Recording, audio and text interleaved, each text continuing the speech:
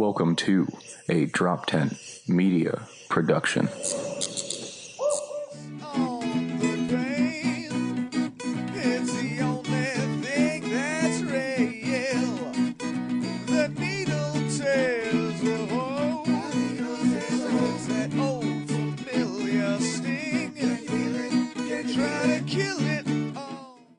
If you want to, but then we have to link it with 1, 2, and 3. So it's No, we'll clap after him. He'll clap and then that's we'll not clap. the point. I just need to sync. Okay, I'm gonna stop recording. First you, then All right, tell you what, just go whenever you want. I'll just, okay, just, you do, and then I do. Just go whenever you want. Right? 1, 2. Hey, it's the Magical Misery Tour. We're back, everybody. How you feeling? I have to edit this. That's fine. Was that editable? Like you're real dipshits. I like Was that editable? The guest is talking before he's being spoken to. We're coming in with this cold open bullshit. I like the scraps. I like the shit that gets in I there. know. Let you know it's real. It's the scratches on the fucking vehicles in Star Wars. That's what makes you feel legit. Yeah, that's why people dig vinyl, because they hear the That's pops and the right. scratches. So let's get right into it. This is a swap cast. Our guest this week, Cory Kastle, comedian, wrestler, podcaster, something else. Give me a fourth thing. I'm a Tender lover. I'm an ordained minister right now. I just became an ordained minister. So if anybody wants to be married, Father Kastle. Isn't it like $20 online? It's not really like a. I don't like to talk about it. Of that's course kind not. of a sore subject. Because then it brings that. Then people go, "Oh, you're not legit." And I'm like, It's not your call to say I'm legit or not. Shut up. I always love those facts where you can get it online, or if you're just a captain of a ship, apparently. Right, yeah, If you you're can just a marry people. captain of a ship, you're allowed to marry people, which I love. Okay, so wow, we can Neil. This might be a good time for me to get on your health insurance. Yeah, there we go. Just saying. Yeah, of course. Let's do it, dude. You and me forever. Just have another person leeching off of me. Just make it more official. But you're such a. I feel like such a fatted tick on your. You know, just underneath my armpit, I can't get to. You ever had to get a tick off your balls? I have. Yes, I have. That's it's- it. Jersey boys. That happens. most fun. Corey, take off your balls. Jersey. Well, I have a roommate with Tourette's. He's got ticks. Nice. On his balls. That's there impressive. it is, dude. The left one just wigs the fuck out. You Just can't wait help a it. minute. Oh, sorry, it's leading me. I don't even want to go that way. So this is the Magical Misery Tour / Evolving with Cory Kastle podcast. And here we are. We're sorry we missed a week. I'm going to be right up front and say that's Pete Eckenroth's fault. So, Yeah. We'll have him on in a week or two, but he said he was going to be here, and an hour and a half later, he was still like 50 minutes away. Yes. So, It's a sweetie Petey. I haven't posted an episode in 3 weeks. Yeah? Yeah, Gotcha. because it's like that part of it gets me in funks. Mm-hmm. But the fact that dude, in my life right now, I'm like the happiest I've ever been. Okay. Like, You're on the wrong podcast, but continue. Yes, exactly. That's why I said mystery. Misery. I want to be a part of it because Okay. there's moments when I have misery, but they're so fleeting. They're like all the. I'm so privileged to have problems that I can solve easily, and Okay. I'm very grateful for my problems because they remind me that they're not that bad. I can appreciate that. What's the point of this podcast? I mean, really, it's not like we play suicidal, black death metal, whatever the fuck that name of Close that enough. bullshit is. We play that because we're people who are we look at the sad as we want to laugh at it. Right. That's the whole Right. point. Where they are just like, I know the singer at one of them came out and was like, "Hey guys, when you're real down, you can play this, and it's not, but don't only be down all the time." Right. Where the suicidal black metal song of the week or whatever is a segment where we talk about it and we try to make fun of it and have fun with it, I should say. Yeah, everything's about a balance. Yeah, of Right. course. So I like it. A What's, time to what's be so good born. about your fucking life? Yeah. Why are you so happy? Why are you so What happy? gives you the right? You think you're better white than me? man? It's ridiculous. White man with his happiness. Coming in here looking like a Raiden character there. I hate this, dude. This is upsetting. I hate this guy. Get him out of I here. don't like this. Careful, man. Strong, fucking muscular vein in his forehead that he looks like he can crush me with. Yeah. I don't like this, man. Nah, Dude, he's all happy and this shit. is what I think I look like in the mirror after I working know. out. Yeah, you two back to back is like really good. It's such a before I'm and seeing after. double here. What? But you can grow that killer side beard. I can't get any of that. I'll see you This well. is just. can't get any This is forgetting. cool That's side all. At least you're smart enough to just know you can't get it, and then just they're like, nah, dude, all in here is all I need. I just Yeah, need I just get right just around my get face. right here here and that's it. It's and beautiful though. See, And that's you the thing pull that together. you have the goatee and you have the man bun, where it's like it's almost an Eastern kind of look. I was going to say Oriental, then I caught myself, Jesus and then I Christ. said it And anyway. you said it anyway. I like him too because you know what the difference is between here is strong eyebrows. Very This strong guy's eyebrows. got crushing eyebrows right now. If you're not on our YouTube, go to the YouTube. Look at this dude. I'm gonna soak up all these compliments. Yeah, I man. love them. They're my favorite thing. And then you say to me, "What am I so happy about?" You Yeah. think like We're still disgusted by it. yeah. You can hate me for them, but as long as you tell me those things, I'm like, Yes. all right, I get it. I'd hate me too. I say this. I said it on stage recently. I'd hate me too. Right. If I wasn't me, I'd want to be me so bad that I'd hate me so much for it. That'd be a great way to co-opt the Me Too hashtag. I'd hate hashtag Me Too. So real quick, because we're doing a disservice because we talked about it as a swap cast. I want to Yes, hear. yes. Let's let you do the pitch because I unfortunately haven't got to listen to your episode because I'm doing 14, 15 different podcasts. So, but tell us about your podcast and what what the whole thing is. Recently, I really haven't had anything out, but to me, it's about holding space to improve, about who you are, like the stuff.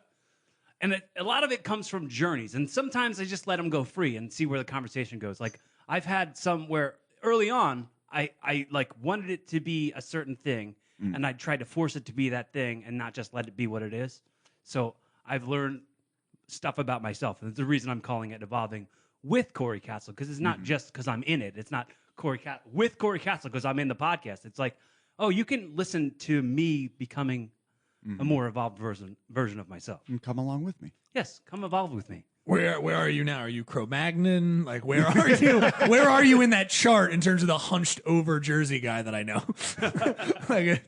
Where do you think? I'm not a Jersey guy. No, I meant. Sorry, I was using it as a reference of like a knuckle dragger. No, I meant like. But I mean, are you living your best self at all times now? How maximized are you in terms of where you are? How much more growth do you want, or do you just kind of follow and always try to grow? Like where? I'm thinking a lot about living as an example to myself. Right. So if I'm as an example to myself, I have to be an example to anybody else who's around. Sure. So it's more about finding relationships with the things I'm not comfortable about myself, and Right. and then unboxing those and trying to go. Now that I know the thing, Right. I can know it and do nothing about it, and then I'm nothing. You know what I mean? Then I'm Yes. not evolved. If I know the thing about myself and I'm doing things actively to improve those things, I'm not going to fix them. And I say this on my podcast a lot: is like there's not a self-fix book section in the bookstore. Yes, there's there is. There's a ton. help. Self-help. There's self-help, Right. not self-fix, because there isn't a fix. Right. There's constant work. Right. No matter how good you are at your job, you can always be better at your job. You're always a work in progress. Right. So keep evolving. So what is Got something... fucking deep in here, dude. Exactly. Self-actualization dropped. My Let's toes do ain't it. touching bottom no more. We ain't shallow no more. I don't like the accent. I don't like the accent. What was that? You didn't even get to see me doing twinkle toes I know. I acting it can't out. see you. underneath. we Doing saw an the act out. We saw the head motion a lot. We're like, For our listeners who are This is my watching impression this, of a happy person working on himself. Look at me. oh boy, Feeling good. this is a nightmare. All right. So what's a particular thing then that since you've started the podcast, what's something you've addressed and felt you've improved or changed as a result? If you can pick a particular thing. oh man, I think it has to do with being in charge of what I believe has been trauma. So Okay. it'd be like, oh, that's a traumatic thing, and they go, I can either become a endless victim of this trauma, or I can work through it and become better because of it. Okay.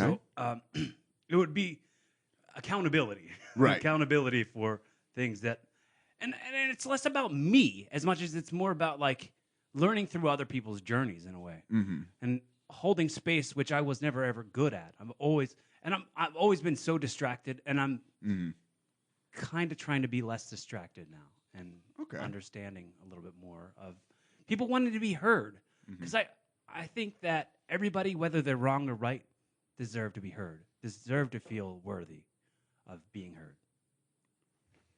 Yeah. I stopped listening about 30 seconds into that. Did you? No, What a I night. didn't that's deserve to be great. heard on that one. no, man, that's great. Okay, well, you know what? You mentioned something specific in there. You mentioned trauma. Now, we have the 4 topics we always hit on this podcast, which would be childhood, heartbreak, trauma, and death. So, since you brought it up, I mean, let's jump a little bit out of order there. What's some of the trauma? What would you say is the worst thing that ever happened to you? Gonna start light. The worst thing ever that ever happened to me? That you're comfortable talking about. In 2011, August 4th, 2011, I was taking a shower, and whilst in the shower, I had a grand mal seizure, and I collapsed through the shower curtain, and the shower curtain wrapped around my head, and I broke the toilet while still seizing. And my mom came in and saved my life, and then called 911, and they came and took me, and then they choppered me to University of Pennsylvania. So all that trauma in that, I guess that was maybe the worst thing that's ever happened to me. Grandma seizure. Yeah. I hated the prequels. Okay, cool. I'll sit in that. I'll sit in that Star Wars very joke. Darth Maul It's a seizure. very yeah. I'll sit in that Star Wars joke. It's real stupid. I get it. It was, Keep going. You know, I'm surprised I haven't heard it before, and I'm glad that I did just now. No. I'm going to take that with me. It's okay. We'll roll Appreciate on. Okay, I was gonna go with grandpa seizure. Right. So. Grandma! Not much better. Grandma! So what was the cause of that? I know seizures can be kind of like out of nowhere for some people. Is that something you're particularly susceptible to, or? Man, why's your brain all weird? Hey, what's wrong with you, huh? Yeah. It was a AVM, an arterial venous malformation. Okay. So the veins in my, and I've talked about it too much on my podcast already. The veins in my brain were supposed to be like this, and they were like this. So they were supposed to be this straight way, and then they were twisted up. Okay. So it caused a bleed in my skull. Right. Ugh. And, That builds up, yes. causes a seizure. Yes. Before you know it, you're face down in the toilet. Yeah. It's broken. Your mom's like, "What are you doing in there?" The funny thing is, there was at least a good 20 seconds leading up to it where your mom thought you were just fucking around and being irresponsible. Right, she right, was right. very angry with you. You are too old to have those rubber ducks in the fucking tub, dude. I am not cleaning up your goddamn soapy water one more time. Cool. Yeah, the trauma. I mean, and that. What's the healing process for those kinds of seizures? And Yeah, stuff were you like laid that? up for a bit? I had brain surgery. Yeah. I had brain surgery a month after that, and they fixed me up, and I had a. I'm glazing. I'm glazing over because please I've told do. the story so many times. You probably have. Yeah, I totally get it. But they did what's called a craniotomy. Right. So they cut me from ear That's to just ear. a metal album. Holy shit. They cut Okay. me from ear to ear, and they peeled my face off. Nice. And they Another great movie. put a face off. Yeah, they took his face off. Right. But then they resectioned it. They Right. fixed it all up, and then Looks good. put a little. Yeah, where is it geographically? Like there, they went through? Or see ear how to my ear. forehead dips right here. Okay. Oh yeah, a little bit. That's from them taking my face off. But the scar is up. I mean, you can't see it anymore because It's there Right, on right, right. here. Okay. back. Thick hair, dude. Good for you. Wow. That's why I go. Wow, I'm so lucky to have these problems. Yeah. Because, How long ago was that? You grew up that was 2000. 2011. 2011. Okay, so it's been. I was gonna say because I But- somebody was like, "Yeah, I had my face off at one point." I'm like, "Sorry, you look great." That's spectacular. Yeah, man, I had a shitty attitude like right from the idea of it because I was on my way to wrestle at a show. Uh-huh. Well, like that's I was in the shower getting ready to go to a show, Right. and I had to cancel that show. And when I got to the hospital, I was like, when they finally they didn't find out about it till like way later, about Right. what actually, exactly what was going on, and then when they told me what it was, I was like, okay, so you're telling me I can't work out, I can't wrestle, I can't do anything? Like, I was like, and you're going to cut my hair? Let's just not do this. Just let me go back to my life and I'll be fine. And they're like, no, you won't be fine. You'll die before you're 32. We got to do this. And I was like, all right, fine, I'll do it. Okay. But then he was like, we know how to cut your hair to where it's not going to shave your head. We're just going to cut a little sliver of your hair. So Again, spoiled first world 21st century. Right. Like, oh, okay, so you're going to miraculously cut my face off and go in and do a life-saving surgery, but you're going to fuck up my do? right. It's like, but I'm creating such a name for myself on the shindies. Everybody expects me to win that championship that means so little to everybody. And they will not accept a champion with a fucking, divot taken out of their head. Yeah, Okay. it's like a lawnmower went across just ear to ear. That's like I've actually seen that in kung fu movies where they just kind of. I feel like in some kung fu movies they do a haircut like that just so you can separate each other out from. Do you remember the original? I'm not Dawn even of, trying to be the original Dawn of the Dead with the helicopter blade. Oh, that's so good. The zombies head off. yeah. Although once you've seen it the first time, you can't help but notice, like, why is that guy's head so big? Right. And that because it's literally they like rip it off in Right. the helicopter. All right. You know, pull that there's scene up. Let's watch. you know what's funny? There is actually a they never filmed it. There was actually a much bleaker version of that film where the actual ending was Ken Faree kills himself and the woman Gail puts her head up and decapitates herself through the helicopter. So that was supposed to be foreshadowing. Wow. And then they decided to go with something a little more optimistic in the bleak end of humanity zombie thriller Dawn of the Dead. Wow, I did not know that. You know what? Like that was what fascinated me about zombie movies as a kid. I would always be like, I wonder how this one's gonna end. Like I wonder, oh, do they nuke the world? Like, does the whole world just go, oh, we're all zombies now? What? Like,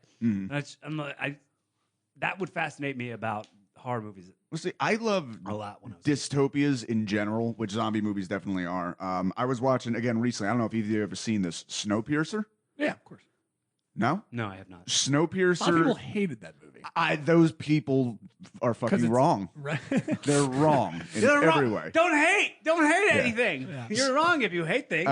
Basic premise is the world has frozen over due to an attempt to fix global warming, and all of humanity is now living on like a 100 car train that has a perpetual motion engine that never stops, that goes on a track throughout the entire world. So there's a whole, obviously, the people at the front are highfalutin, the people at the back it's are class essentially structure. slavery. So there's a revolution, and they have to fight their way to the front, and it's so fucking good. Unfortunately, I can't really say what I love so much about it because it would spoil the whole fucking movie. But Sure. No. Yeah. I mean, I guess. Yeah. I guess, Snowpiercer. Snowpiercer, it's on Netflix. It's great. Fucking Nope. Captain America is like the star. It was before Captain Chris, America. One Chris of the Evans. Chris's. Yeah. One of the Chris's. I always never know the Pratt from the Chris's, to be honest. Very quickly though, because I know you've talked about it in your podcast, but I want to have a question here of like, so that trauma happens then. I mean, but how do you taking that into your everyday life now? Sounds like you're doing a lot of self-actualization and stuff like that. Was that kind of the beginning of a lot of self-change for you? I mean, because it was very much like, dude, if someone tells you you're getting something called a craniotomy, that sounds like a really like Badass metal album. It sounds like something out of Planet of the Apes, like Sure. like Yeah, a yeah. lobotomy sort of thing. And I We was like, must bring him to the craniotomies. Like, and they do that little. You can see the mouth move. So I did a little bit of research on it, and it was like a lot of people were like, "Oh, well, this person now doesn't have the ability to hear, or Right. like they can't walk anymore." So I was doing the research, but going like, "Yeah, but all those people aren't me, and I'm going to get right through this, and I'm going to be totally fine, and I'm going to come back to wrestling, and I'm gonna be a better wrestler than I ever was before." And on the bed when I got admitted, I was like, yeah, I'm gonna come back to wrestling. I'm gonna not take the shit bookings anymore. I'm gonna get paid what I want to get paid. It's gonna be a whole new standard. And then I came back 13 months after the surgery. Okay. And I called myself the new standard Cory Kastle. And in that also the nurse in the admission was like, hey, did you pack a bag? Because you're going to be, there's a chance that you might be here for 30 days. And I was like, I didn't pack a bag. Why 30 days? And she's like, well, you might have to learn to read and write and walk and talk all over again. I cannot imagine staring down the barrel of that. And knowing like when I wake up after this, I might feel fine, or, I might, forget how to count. As soon as she said that, I went, no, I'll be gone in a week. I'll be out of here in a week. Like just as certain as the sky is blue. I was like, I'll be home in a week. And then I had the surgery, and 3 days later I was home. Wow. Like it was like it never happened. Right. That perfect. God, you know what that reminds me of? Kevin Smith talked about it on Joe Rogan. You know Kevin Smith. Who's that? He's the director, did like Mallrats and Clerks and Jay and Silent Bob. I've never heard of him. I think he's fucking with us. Totally fucking. Yeah, he's totally fucking. I know exactly. I don't know. You said you're not a Jersey boy. For all I know, he's No, I'm only not famous from within Jersey. there. I'm not from Jersey, but I actually was an extra in an episode of Comic Book Man. There you go. It's on my IMDb page. Fuck Oh, yeah, God. Dude, I have a terrible IMDb page. I fucking love like the little scraps in there. I stopped paying for the pro membership, so my pictures aren't on there anymore. But there's probably like 25 credits on there of stuff I've done. All right, well, let's not fucking brag over here. What were you saying with but, this bullshit? Let's brag some more. Yeah. It It reminded me of involved that. I am. I got 25 credits on IMDb. Damn it. Highfalutin. It's like, no, 10 of those credits are just the vein on my forehead. But he said he famously had like a near fatal heart attack that kills like 80% of men. He had just shot his Showtime special. Exactly. Yeah, it happened while he was shooting Right. it. While he was going in, and they said, "You're having a heart attack. We need to do surgery now. We need to give you a stent now." While he's there, they get his wife on the phone. They said, "Your wife's on the phone. Do you want to talk to her before surgery?" And he said, "Like honestly, no. Like I love her. She's going to be furious at me, but I know if I say goodbye right now, I'm never going to make it.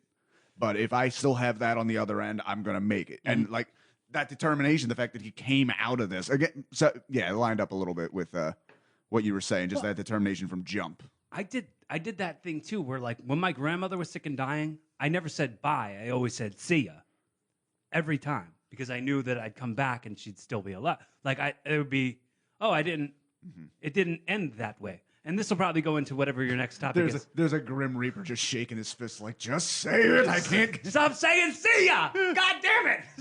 That's like his final approval form. He needs to like, they need to say goodbye. I'm waiting. What a weird heaven or hell that we're in. It's like, well, technically we can't take her. I mean, he hasn't used the correct form of goodbye or, Yes. I love it. He's keeping her alive. The afterlife is a bureaucracy. She's in a ton of pain. I want to say that. It's real sad. We actually just want him to say bye. It's fucked up. Honestly, I don't know, Jesus. You can do something about it. Jesus is like, listen, we have these firm rules. Yeah. These firm rules. He's got to say goodbye. He did an initial. I don't know what you want me to do. It's like somebody whose dog should have been put to sleep and they just didn't do it because they were too attached to their dog. That's fucking sad when that happens. Oh, I love that. Just propping that dog up. No, he's so good. It's just you have to walk him around like you're over top of him, holding underneath of him, like he's still good. It's just like he's 100%. He's evacuating his bowels right now. They're trying to do the lawnmower. He's just scraping his face against the linoleum. Oh god. We're bad people. We are. No, okay. But I mean, that's significant traumas. I mean, it's crazy that it, but that kind of thing of mind over matter. I think there is such a thing as like positivity. I get down in the dumps. I just try to say, I think a lot of that's based off of just productivity and then always being better. Like, I think I wouldn't be as motivated if I just didn't have that kind of inkling in my brain of like, it can always be better. Like, you know what I mean? Like, I definitely wouldn't, I can't even imagine myself, someone's like, that's just fine.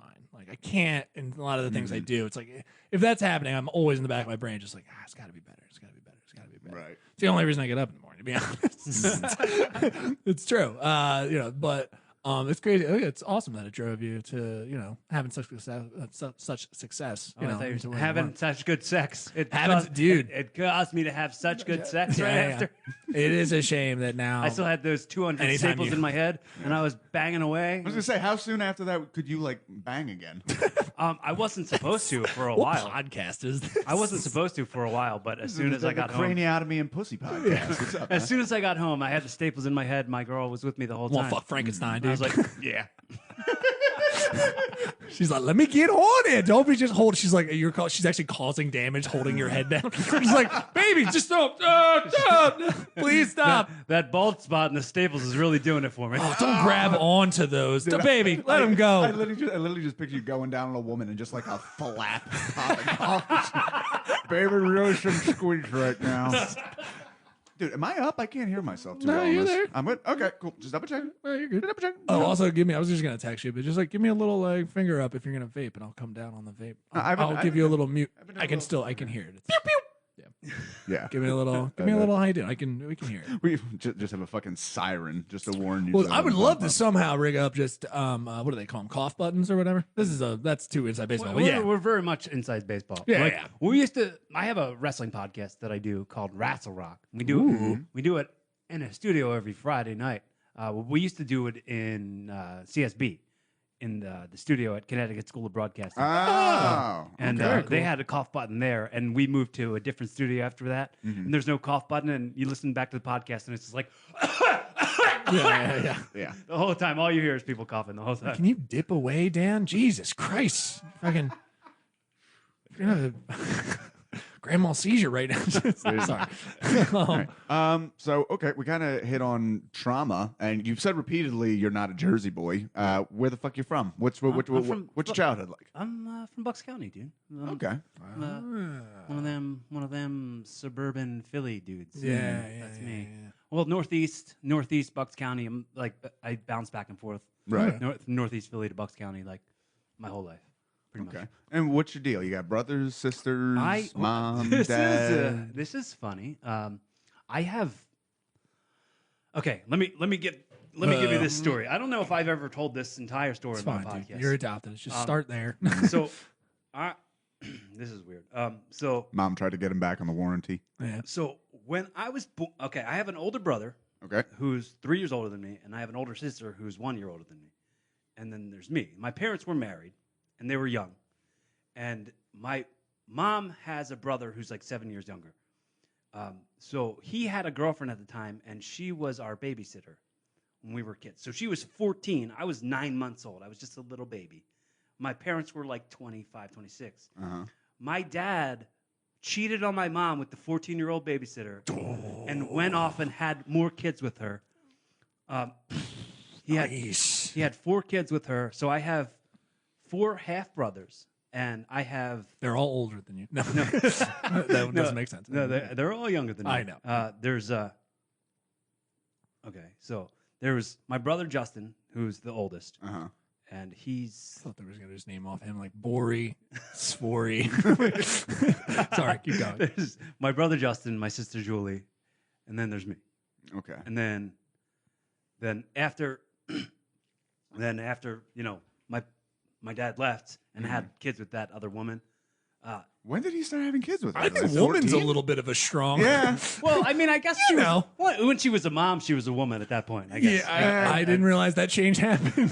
When you become a mom, you're a woman Apparently now. that- I get think. it. That's the Taliban loophole, I think, is what that is.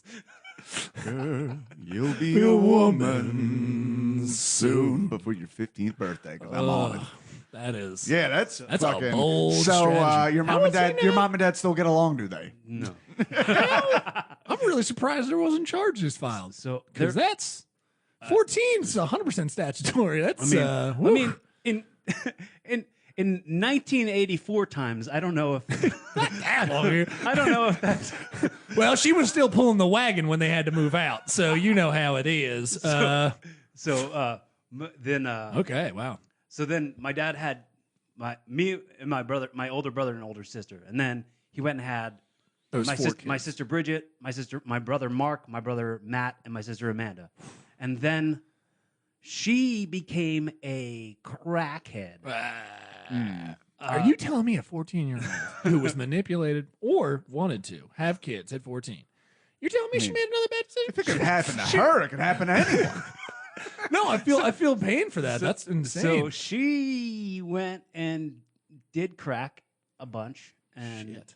and funny aside to that story, she's living with my dad again now. That's Wow. But he's also married to somebody else, but has like what a two dark.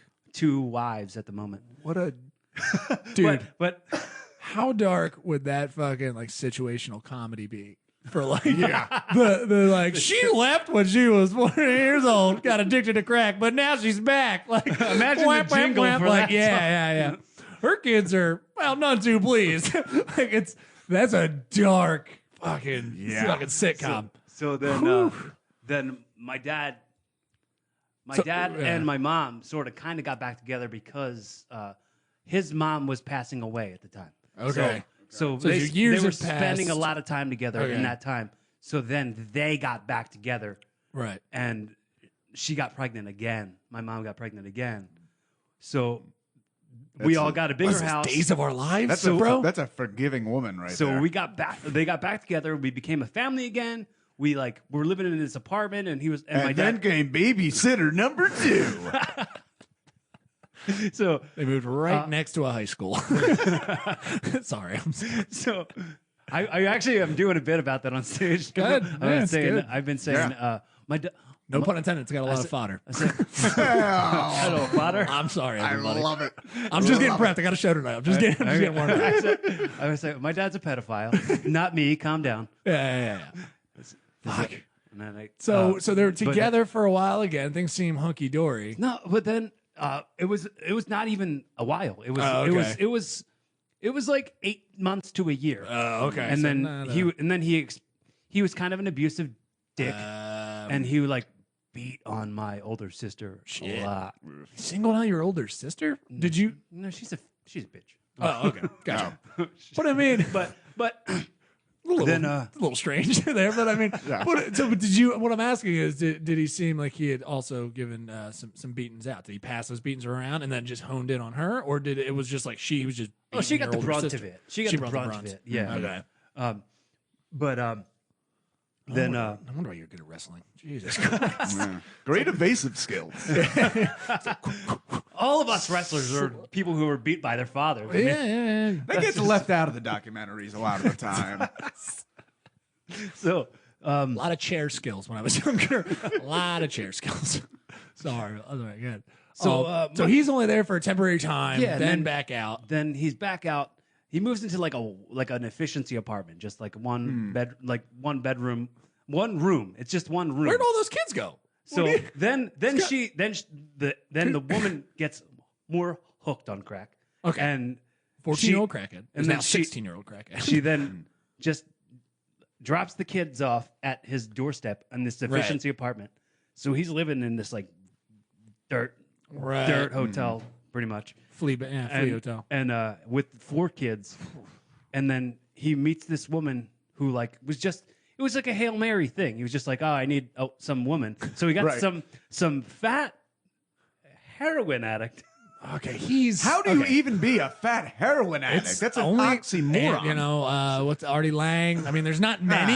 There's not many, but you can do it. You know what I mean? What's that Artie Lang joke? He's like, what were you putting that shit on cheeseburgers or whatever? Yeah, it's like, Yeah, it's yeah. It's look, you gotta be. You can't be a loser if you're fat. You're a heroiner if you're fat on the You kind of are. You kind of are. You're kind of crushing it. So then they move to Texas. So he moves to Texas with those 4 kids, and then she has kids. So I have 3 step siblings. How many? All right, hold on. How many siblings total do you have? Because we're getting near like Baker's dozen here. We're getting I think into 11. Mormon territory. I think there's 11 of us. I think. Okay. I'm pretty sure. But my mom seems to think my dad has other kids with other women that he doesn't know about. This is just these are just the 11 we know of. Right. Damn, just keep thinking about fat heroin addict. Like she's got a cholesterol lean. Yeah. Oh god. Chubby overdose. There's a place they accept people like us. It's Texas. I'm surprised that he just was like, it'll fix it. Yeah. Another sitcom begins. They just moved to Texas. She's left that crackhead in the past. Now it's with a heroin addict who's a little overweight. I know that she was like I become like friends with my other siblings now as we're grown up. Right. My sister Bridget would tell me stories of how she would like fist fight Helen in the street and stuff, and I was like, Helen being the heroin, the stepmom, the chubby heroin. Yeah. Gotcha. and just the super heroin. Yeah. Wow. Yeah. So I'm like, oh man, that makes me just go like, how grateful I am to know that, like, like I can have daddy issues and stuff, but like if my dad was around, my life would have sucked. Yeah. So I'm so grateful for my mother being the amazing force that she is. Because did she run like a pretty good household on her own, or no, I mean, it was struggles all the time, but I mean, she was emotionally available, Okay. and that was more valuable than having things. We But had that actually is each important other. because the people who get their lives really fucked up, they'll usually be the ones that say, like, you know, my mom just worked all the time. She didn't Well, like. my mom didn't work. She had MS, so she was on disability. So we all chipped in. Like when we could get jobs, we all got jobs, and we all paid our way. Like that Okay. it was all a team. I would always say the five of us were. There was my brother Justin, my sister Julie, my sister Jess, and me, and my mom. And I'd say we were like the fist. And we're taking on this fight. You know what I mean? Right. And my older sister Julie was always the middle finger in that one. Right. Gotcha. Gotta be one. Right. Gotta be one. But That's cool, man. You guys all united and you made it work for you. What were some of those, you know, what were you doing to help support the family at a young age? I worked at a laser tag place. How old? I was 16 when I worked at the laser tag. My sister actually works there now. My little sister Jess. She's the manager now. She's the manager at Ultrazone. It's a little laser tag place in Ben Salem. I always love the terrible names those places always have. Like I remember in Voorhees they had Exhilarama. Yeah, they really are taking a book out of like 70s, 80s. Like they don't know what to do with the name. It's always some kind of confluence of like space smashed together with some sort of action. Like it's just it's like slam laser. Like it's just no one knows what the fuck. Galaxy Alley. Yeah.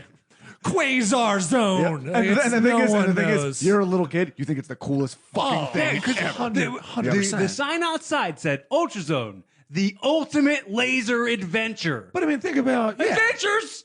Lasers. We want adventures. Yeah, I mean, they also you see that same kind of thing used in like like Running Man with Arnold Schwarzenegger. Like it's a perfect in that time period when they were doing action movies and stuff. You'll frequently hear things named exactly how they are naming laser tag places ever since time has begun, dude. It's always like, oh, it's beautiful. His name's Blazer Tugger. Like it's like, yeah, that's a laser tag place somewhere in PA.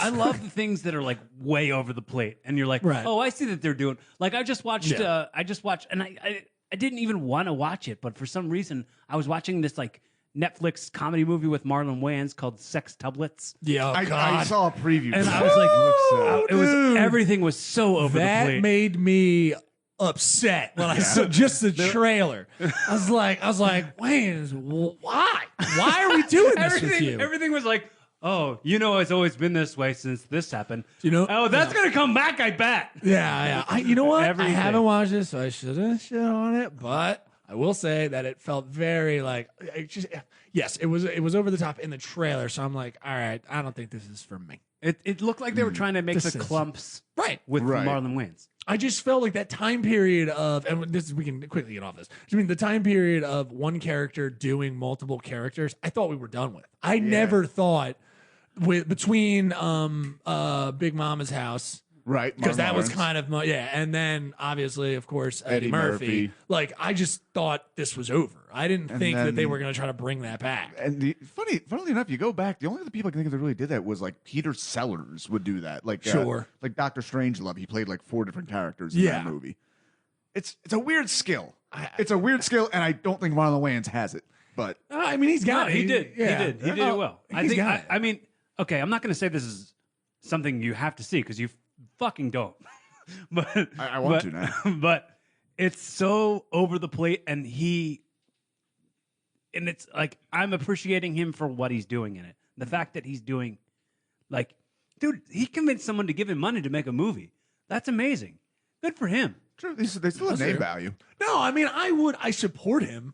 I would just watch his special actually not too long ago. Like, the special was a lot of fun. It's Right. energetic. You know what I mean? I like different types of comedy, so I like watching like different those kind of aspects. You might have like Gaffigan one day, and then I like going over and just seeing different types. But what I'm wondering when we bring in comics and stuff, if you're okay with this is the first time I'm telling you, just but interesting because how much of your comedy, having never seen you, how much of your comedy comes in from that kind of trauma and the childhood and stuff? Do you have a lot of bits on that? I don't want you to do the bit, but I mean, what are some of those topics that you maybe touch on? And things I like mean, that? I've talked about. There's a lot more layers to it. Sure, but I mean, of course. I mean, I've done a lot of stuff about family, yeah, for sure. Like, You got an interesting one. Like to give the example, I have a bit where I talk about how I found out my dad most of my youth was like making drugs with the Pagans Motorcycle Club. oh, great. And that's a lot of fun to get into because people ask me afterwards, like, "That's a no, no." Oh, to clarify, he's Jesse's saying people ask him, he's like, "That's not true," or "Is that true?" And he's like, "Yeah, it's true. Yeah, 100% true." He was the meth of the meth. Yeah. Well, I guess I started doing that on purpose just because with a lot of the local comedy scene, I know it was a lot of kids coming from like upper middle class families, and I just did not fit in. So I honestly started doing that in comedy, like to explain myself a little bit. Yeah, I mean, you should have probably saw it coming because he made you call him. If I remember that, he made you call him Papa Crack, right? Or was it Papa Crank? It was Papa Crank. Papa Crango. That's what you made, which I really thought that was on the nose. I thought that was a little too much. Was that a And- Papa Shango reference? That's what I was trying to do. Yeah, He was trying to be I Papa Shango? Yeah. Yes, I was. I don't know who that is. But you know, I was a failed, stupid pun. well, no, you do because you were watching wrestling back in the I knew you Attitude were talking Era. about wrestling, Do you right? remember? Do you remember the Godfather? I do remember Papa Shango now. Do you remember the it's- Godfather? Yes, it's the same person. Gotcha. I'm cluing in. I'm cluing So in. I wish I had more bits about wrestling in my stand-up, but I don't. I think wrestling is something hard to make. Yeah. Like, because one, you can't do it reference, even though wrestling even right now has that nice little renaissance. But I don't think like if you get too deep, you're getting into a lot of references and names that people have to like get into, and you have to know with specifics and also storylines. Also, the same thing you have with like soap operas, right? It's like they're confusing. Like Right. the overlapping They never arches end of for the the most years, part. right? So the jokes there, Such a niche, Right. Like I go, I have to go like, how many people are wrestling fans? And if I get like one person clap, I'm like, I'm not telling this next joke. Yeah, Like, yeah. It's easy for like, I go, the Road Warriors, right? When I was a kid, I sat around thinking all the time if Hawk had really good eyesight. Yeah, I'm a fan of the Road Warriors, and I have no idea where the fuck you're going. Because So- he was Hawk. Like a hawk has good eyesight. That was what I would sit around and think about as a kid. What got you into wrestling as a kid? Oh man. And also, like what? I would love to, just as a pitch for jokes and stuff like that. I would love to hear you talk about exactly what that question has to do with, like why you got into wrestling and wrestling affecting or having a crossover with how you were raised. Because we did kind of pull together of like, your dad might have been a little more physical than other fathers, and you just being like, I mean, it's not surprised I like wrestling. My dad would walk in, just like rip off people's elbow, like, let's get this started, motherfuckers. Like, Then you see Ultimate Warrior, like that's a guy who's gonna hit for me instead of at me. It's weird because I'm picturing your dad as like one of the guys from the show Gladiators, like My shooting father foam balls looks at you like guys. if I was a person who never worked out in his life. Oh, like, okay. like He swung the other way. if utter by fat utters like a cow. Yeah. My dad was a big fat man. But Gotcha. I think nobody in my family was ever a wrestling fan. Nobody watched it. I stumbled upon it in like discussions at the lunch table in school. Like people were talking about it, and I was like, I want to know this stuff. I want to be involved with this stuff. So what era is this? As This you're coming was into it? this was the first Hell in a Cell. Oh, God. That was what. Okay, that so was, like 96. Yeah, this was when I first was like, yes. Well, like when Kane debuted, that was all me. I was all into it all right then, and I went over to my friend Scott's house, and they had the chip cable box. Right. Okay. So he Love that. had all the taped pay-per-views, and I just sat there every weekend and watched tons of old pay-per-views. Nice. Like, and still, I actually have to go to Scott's house right after this. Him and I were like, we're getting in this together, and he actually isn't in wrestling anymore. Like No. he was. We started when we were 14. There was like a there was like a there was like an ad an article in the newspaper about this place that was in Bristol, PA. It was like right near us, and it was kids, and this was the Attitude Era, so it was '98, Right. and there was kids our age getting in the ring, and I was like, oh.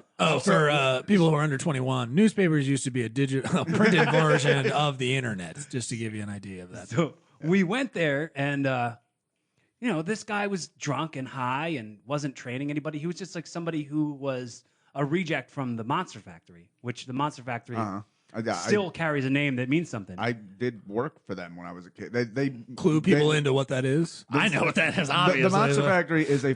Why the fuck am I telling this? You tell it. It's the first famous pro wrestling school in the business. Really. Pretty boy Larry Sharp. Yes, who's a dick.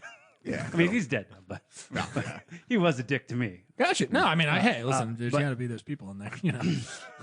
See, my this would be before your time when you got in, but I have an uncle in my family who was president of the NWA for a little bit, Dennis Carluzzo. Oh, Exactly. So this has always kind of been around me a little bit. Gosh dang! Yeah. Wow. So it's people such a know the small-ass name. world. Yeah. So, but yeah, Monster Factory. We'd go there on our birthdays a lot and get to run around the ring, etc. Yeah. Damn. Nah, my dad would never. That's insane. That's so fun. That's It's lovely. so funny and hard for me to even imagine because no one in my family even ever touched wrestling. Yeah. Right. So to think about like, wow, what it would have been like to have an uncle who would have been Dennis Carluzzo. Like that's It was little stuff like, fucking there'd be a party at the house and like Hacksaw Jim Duggan's just there hanging out for no reason, drinking too much. Exalted John, come over here. Let my son kick you in the nuts. Come over here. Let him drop you, dude. Let's do this. tough guy. Tough guy. But yeah, so I went from there, and I found a school after that place got shut down for obvious reasons. So that place got shut down for obvious reasons, and I went to a real wrestling Obvious school. reasons they just weren't professional and they were drunk and high. Yes. Oh, okay. Yes. And they were training endangering children Training children, right? Yeah, because you're with like, how drugs old? around. Yeah, how old were you when you got it? I was 14 when I went there, and the dude had this was like I What said are you it was injecting? it was the Attitude Era. It was also we're Philly. ECW was the Yep. thing. Right. So dude was obsessed with kendo sticks. He always had kendo sticks, and Yeah, anytime I know you'd those. walk past him, he'd fucking thwap you with it. Like I have scars all over my arm from just always getting thwapped by this kendo stick. And he Tell you, 14 years old, not a great age for a lot of people in his stories. It's just rough. It's just a rough age, dude. So you're getting hit with kendo sticks. There's a pregnant 14-year-old. I think he made out better than the other 14-year-old. So then he went to hit my friend BJ, and BJ was like, "Yo, if you hit me with that, I'm gonna flip the fuck out." And he was like, "Oh, you want to challenge me, 15-year-old kid? Hit you with it." And the kid screams, and then he runs across the street. And across the street, there's a like a softball game going on at a church, and he starts screaming, "Goddamn motherfucker!" And he's kicking the air conditioner unit, and the cops come, and they shut the whole place down. Okay. So if you're watching us on YouTube, I'm gonna pull up a little picture. Yep. The Sabu. Because so there's and they can see you guys in the corner. So that's a nice little shot. For some reason, a person dressed as a man. That's Sabu. That's Sabu. I knew that. that's some person. Sabu the Elephant Boy. I got you. Homicidal, suicidal, I love this genocidal. dude. He's And covered it. Those are not veins on his arm. Those are scars. Those are scars. By and large. Well, there's I'll the click veins on too, that and see but- where this goes. But yeah, so they can see. But that's crazy. Look at that thing. Oh yeah, I would have known. Look at that. Oh, he's That's signing. then he's signed. Oh, I can get right into his nip. Look at that. If you, I would look at actually that, it's a suggest little looking up signature. Sabu scars after this because then a okay. properly Gotcha. lit I'm gonna photo. go back when to I you was guys. when I was a kid, I actually went to an ECW show, and Sabu put somebody through a table, and I picked up a piece of the table, and Sabu signed it, Nice. and I had it for a long time. I don't know if I still do. One of my great childhood memories was the Sandman spitting beer on me when I was 10, and it was great. Wow. Oh yeah, so you see right across his stomach and shit. Ooh, yeah, those are brutal. I'm gonna pull that up, people. yeah. Let's see. That is, you can. I mean, that picture's not even. Yeah, I can't go into That too much more. That guy once broke You his can jaw see, during a match and duct taped his jaw in place and finished the match. Yeah. So these are examples of sane men who I Right, looked up yes. to when my dad wasn't around, and I didn't have a male figure as a role model. So I looked up to pro wrestlers, and wrestling raised me, man. That's where I found examples, and I wish I had more bits about it that I could do on stage, but I just don't.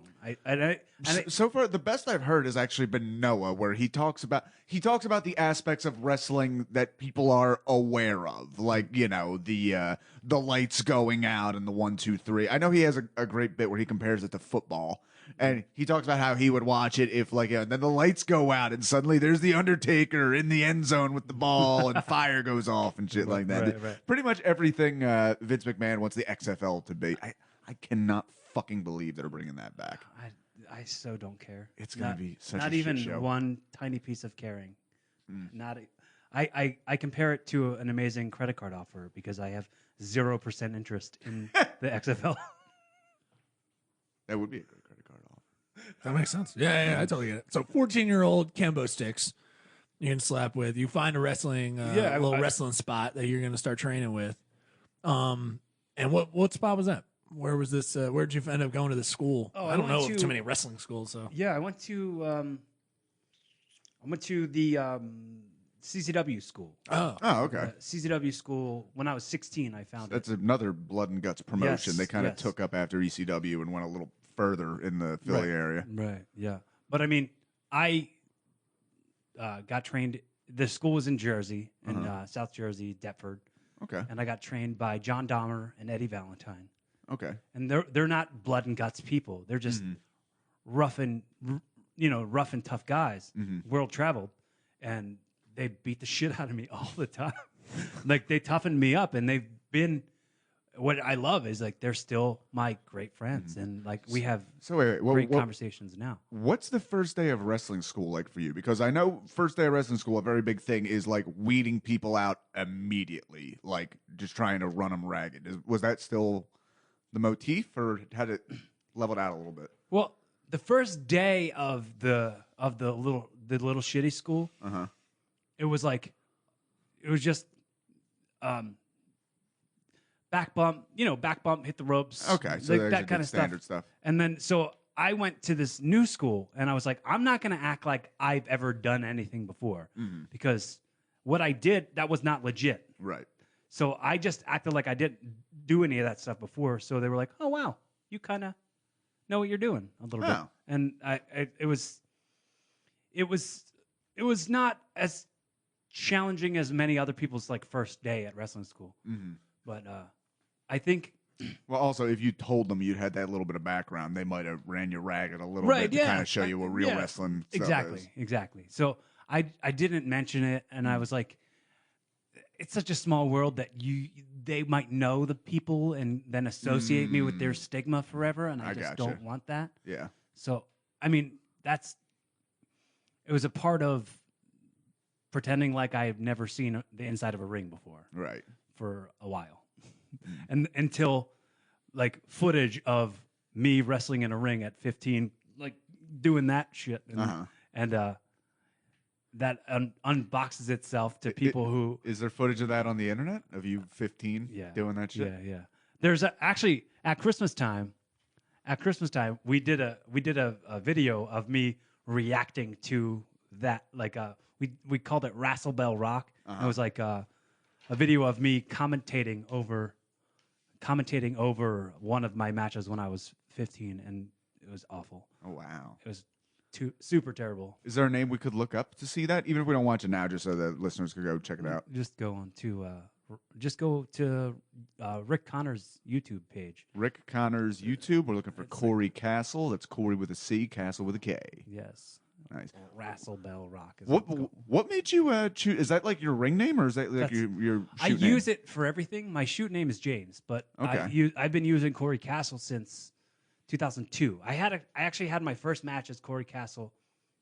What's today? Today, 18 years ago. Yes. There you go. Well, happy anniversary. Yes. Now you can buy cigarettes in some states, but not others. Yes. That's funny. I didn't even know that today was the day, but today is the day that I had my first match in 2002 as Cory Kastle. Nice. How'd your first match go? It was fine. Yeah. I mean, nothing incredible, nothing bad. Small little indie. It was CZW. CCW. It's your first. CZW was your first match. Yeah. It was CZW, one of their B shows. It was like a house show, I guess you want to call it. Right. It was, one of the ones that did make TV. And Right. It was, it was a weird thing because I had this like weird entitlement of like, oh, I'm coming into wrestling and now I'm going into a company that's on TV, like all that, and it's strange for a kid to take in, like Right. Yeah. being 18 years old and being on TV every week, and Well, it's like- where was that airing? it was on the same channel ECW was on. Oh, okay. It was like It's just a little WGTW public- 48, yeah, I think. Channel 48. Serving Burlington and whatever, Burlington and Philadelphia. Dude, I miss those old UHF stations. I don't even know where I would find them now. But, God, dude, so many of my memory, because my dad introduced me to ECW, and, he had custody of me on the weekend. And just I'd go over, like, you like that WWE shit, you got to check this out. And just Saturday nights, fucking 11 o'clock, just ultra violence with me and my dad. And it was fucking amazing. So you said it was Rick Connor, right? Yes. Okay. Was the match DCW? No. Do you remember who you were fighting? No, it was. I It got would be Eric Martin versus- Wrestle Bell Rock Wrestle Bell Rock. would be the video, and it's from like December, and it was like I forget. what That's day. not the original one. There's That's no you wrestle. commenting on it. RASSLE. Am I right? right. Wrestle Bell. But yeah, I just It was in a cage? no. Okay. Was No. it? I got Cory Kastle. I got this. Hold on. Let's bring this over here. So I got that. I just got Cory Kastle, Wrestle Bell Rock, if I spelled that right. Okay, so We're just want to pull this up because I think it's entrance video. Cory Kastle. Well, there's Rick Connor. That's 2 go, years go ago. up some. See that there should be. Hold on, go up more. See the thing where it's like 39 videos there. The playlist. There's probably in that playlist something. Don't hit play all. If you can like Right. Let's just select click on stuff that's this. in the. They're not, no one's seen this. Sorry, everybody. I'm trying to pull this That's up. okay. So we got Cory Kastle entrance. We got Zach Connor versus Cory Kastle. Bomb. Yeah, these seem to be all you. September. Yeah, dude, it's okay if you can't find it. Yeah. December 14th? No. Sorry, everybody. It's I'd one love of those to- Wrestle Bell Rock videos, not the paintball one. Oh, okay. What's so that one say? Bean Boozled, Bean Boozled? No. Jelly Hands, It's Bean in that Boozled, series of things. Cake in 5 Minutes, Gingerbread House. Shit, I think that's all the Wrestle Bell, unless they're first. there's No, more wait, there's down. more down. There's more down. Knitting challenge, match reactions. Match reactions. That's the one. Match reactions first? Yes. I gotcha. Okay. All right. I'll pull this up. Are we going to let's get see. pulled now, right? No, Should be. this will be worth it to see on the video. Yes. Just to see footage of it. It's not like Yeah. you can't hear it or anything. So they Right. can. Oh yeah, I can turn it up, obviously. But so they're watching you guys in the corner right Oh. now. So the Oh, audience, okay, cool. audience So they can, can the see audience us. can see you, and they can Cool. see you guys And they doing a can little see him commentary. waving at us. Yeah. They so show if this video shows clips of the match, right? Yes. okay. I'm Okay, gonna just gotta go scroll further in. through. I'm very curious what you even look like. At Yeah. 15, you said? in Yeah. this? Yeah. All right. Uncool. The uncoolest of cool. Is that you? Yeah. What's funny is because I have to. Shit. I have to Nice. almost in this stuff about the comedy thing where you have to like open when you meet comics, you kind of have to open up with I'm damaged too. Right. Like Right. and I have to go like, okay, I might look like I'm handsome now. I've never been handsome before. Right. This is all brand new. And I have to go like, Oh no. Oh God, the GameStop employee is coming. I know. Really. Wait, dude. what is? Who are you wrestling? What is happening? No. Oh my God! Look at that fucking hair. dude? Wait. that's the referee, I think. One of the. Oh yeah. Okay. So you're from the referee's Oh, wait, another that's the kid. Oh my God! What is this child Is- slavery wait, one of the- wrestling you were engaged in? What- Are you telling me one of the? What was that? One of the. Oh Jesus Christ! Oh God. Oh, the only light is coming from outside. I just Yeah. love the venue. I can't believe that the referee is one of the What was that fucking boy band? Hanson? Hanson. Yeah. Damn it! I wish I get my reference right. Why is that guy on crutches? They were creating a Oh, this is- storyline, you see? This is If amazing. there was a way you could put Jim Ross behind this, acting is- like it's the biggest thing ever. This is what you get for not doing my homework. Actually, This is what you get.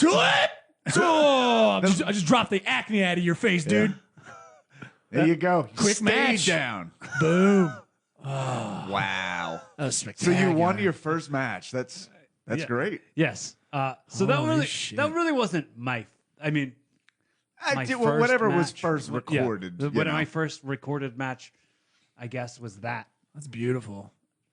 Oh yeah, and there's my friend Oh, Scott shit. was in that. Yeah. This is when we were my friend Scott was like the tag, and the other guy Rick Connor, he's in that match that Scott's in. So I'm also reffing that match because there was no actual like standing ref. So you would like come back Like out. whoever was not booked anymore was not the ref. We never like called anything or like knew how matches were gonna go. So this is your buddy over here, I think. So these are these guys. This is my friend Scott, the guy who I'm actually going to go to his house This looks after like I leave here. Everyone to in feed my his middle cats. school. Yeah. Just the dude with fucking bowl cut. The stupid beers on his shirt. That guy. Wow. Yeah, I just watched AEW over at his house this past Saturday. I watch it? that was the first one I missed. I caught love I that caught they- Fighter Fest. I caught All In I Double love or that they Nothing. gave it. They Look, got there's me reffing with the sideways striped shirt. What's a lacrosse kid in this? What the fuck after school program? So I would go here and I'd like go to middle school after I left here. And God. I'd have like I had my nose broken there a couple times. Please tell me everybody in the crowd is like family. No, of yeah, somebody. all the time. And okay. Everybody there is like somebody's dad or mom or Right, kid. right, I just love it. There were just like two old men who like this is where they go after their morning coffee at the Dunkin' Donuts. Like, that's the grapplers are looking good this year. Oh man, he's fucking gigging them. It looks good. Also, dude, great uniform. Just wife beater. I love it. I love what you're doing in like Janko long pants. It's just first match, just stealing, kicking out of the Stone Cold Stunner. First match. Yeah, that's okay. Means nothing. But that's a classic wrestling thing where, like, you know what a moonsault is? Is like a backflip off the top. Yeah. That used to be an absolute fucking finisher, and now it happens 8 times every single match. Yeah, Nothing holds forever. There is not. We're not trained, and this isn't psychology. Nobody Right. knew. No. It was just we were kids who were fans of wrestling on TV, gotta so be we'd honest. watch it. Yeah, this rope's got a lot of give. See, if you're watching all that boy went back and touched the A wall. lot of That's give, right not a lot behind of it. snapback. You might be shocked to know that that's not a real wrestling ring. Get Some the guy fuck out of Some here. guy just put No. like a bunch of carpets under a tarp and was like, "Here, fall on this." There you go.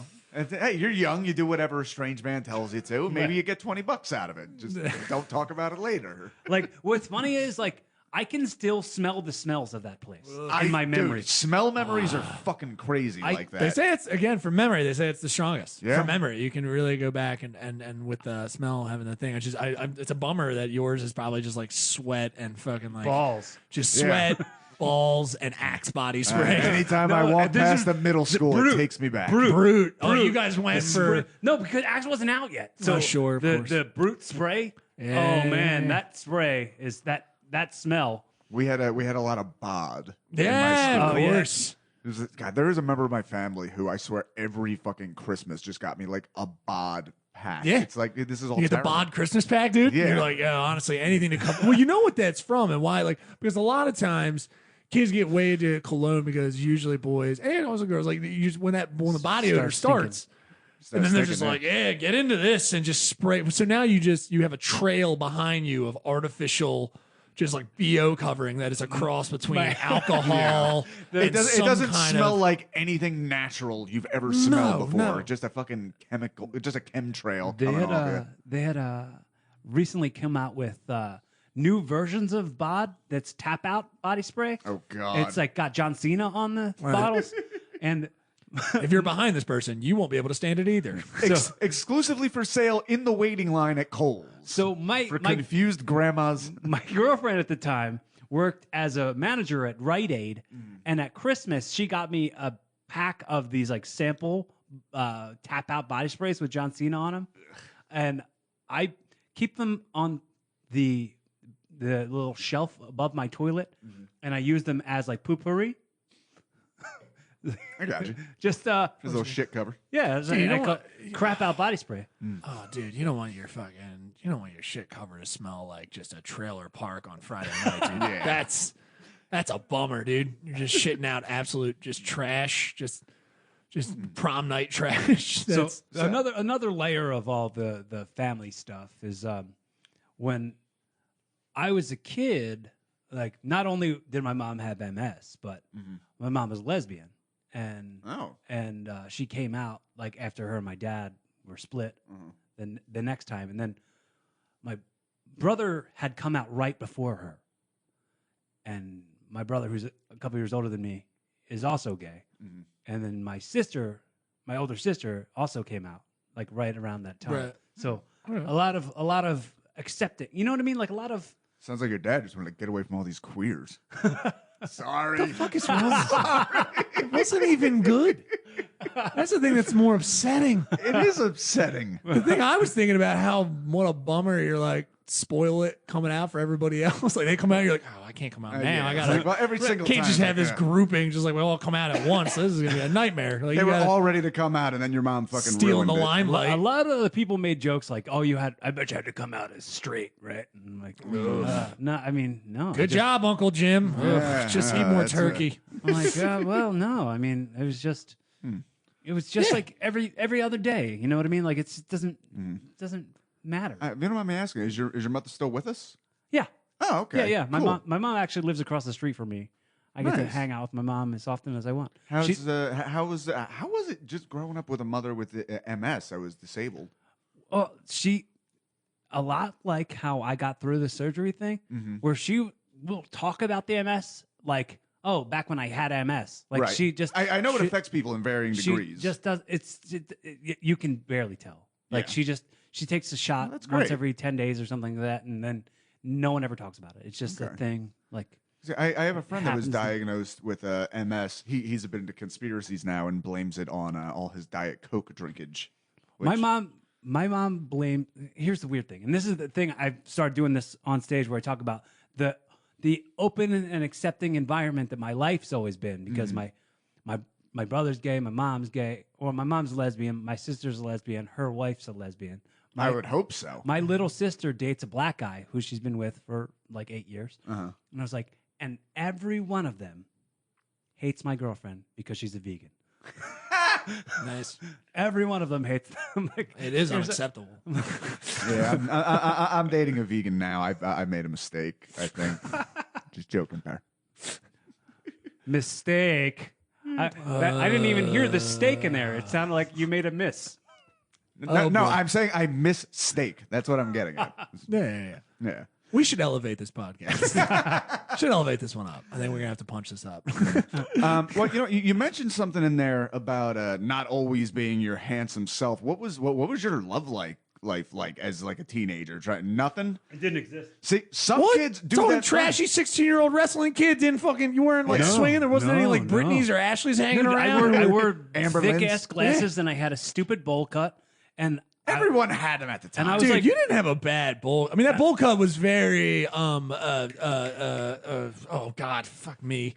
Every time I feel like 14 references, just can't think of one of them. But Dawson's Creek kind of bowl. Like I had a bowl cut where it was vertically like Yep. you had a good split. I It did came get down.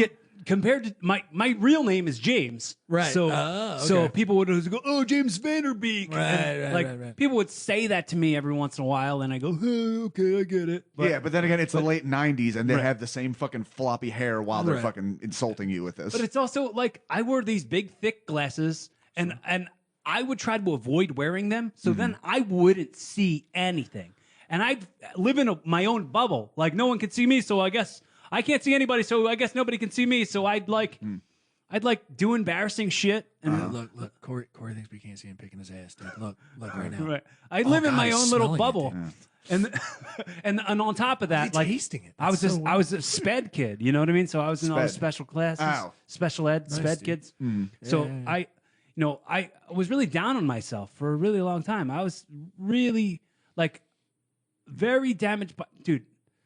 I was bullied, and people would always say like, "Oh, you don't belong," and I always got that. So like, I was definitely not confident, and I never got girls or anything. Gotcha. That didn't happen.